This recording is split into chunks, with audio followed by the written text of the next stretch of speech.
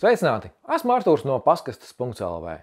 Nu jau strādājot ar paskastēm vairāk kā 15 gadus, viens no populāriem jautājumiem ir, kāpēc jūsu paskastēm durtiņas varās uz augšpusi, nevis uz sānu. Jo, redz, mūsu daudzdzīvokļu namā, kas ir celts padomju laikos, paskastes durtiņas varās uz sānu. Un arī daudziem citiem ražotājiem paskastu durtiņas varās uz sānu. Tad, lūk, atbilde ir pavisam vienkārša. Vēroties durtiņām uz augšu, situācijās, kad paskaste netiek aizslēgta, tās, teiksim, durtiņas jebkurā gadījumā būs ciet, jo ar savu svaru viņas aiztaisās ciet. Teiksim, situācijās, kad, nezinu, neslēdzam paskastes, jo nāk daudz reklāmas, vai vienkārši varbūt ir bojāta slēdzene, vai ir pazudušas atslēgas, vai simts un dažādi, teiksim, tie iemesli var būt.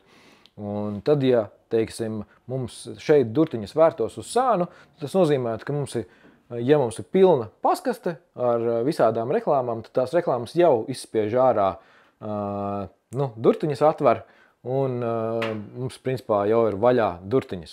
Un mēs redzam, kas ir iekšā. Tas pats attiecās arī vecajās mājās, kur sienu taisnums,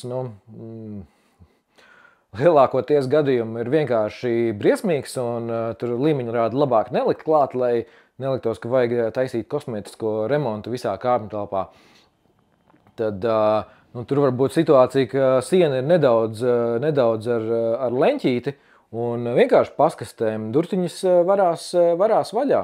Un ko tas nozīmē? Tas nozīmē to, ka reku ir, teiksim, 35 centimetri, kas tev atverās vaļā un iziet ārā no korpusa. Un ko tas nozīmē? Kad ļoti liels risks parādās tam, ka paskaste var tikt bojāta. Tas var būt netīšām, tas var būt tīšām, situācijas dažādas. Piemērs no netīšās situācijas ir, teiksim, varbūt kāds nes dīvānu. Aizmirst, ka viņam tur ir kāpņu telpā ir paskaste, kur nu vēl varbūt ir kāds atvēras durtiņas, vai vienkārši tās durtiņas stāv vaļā ar muguru. Ej, nes to dīvānu un viss, un tev ir atlocīta paskaste. Tu jau esi netiešais demolētājs. Vai arī vienkārši apkopēji, kas slauka grīdu un arī ar muguru bišķiņu nolauž. Bišķiņu nolauž, viss. Arī tie kaut kādi bērni, kuriem nav ko darīt, un ja agrāk dedzināja liftos pogas, tad iespējams šobrīd demolē kaut kādas lietas, un tev tās durtiņas atvērtās vienkārši kā izaicinājums kaut ko palaust vai vēl kaut ko. Otrs ir tas, kad, ja paskastē ir daudz dažādas reklāmas samestas, tad durtiņas varās uz leju, viņas vienmēr būs ciet.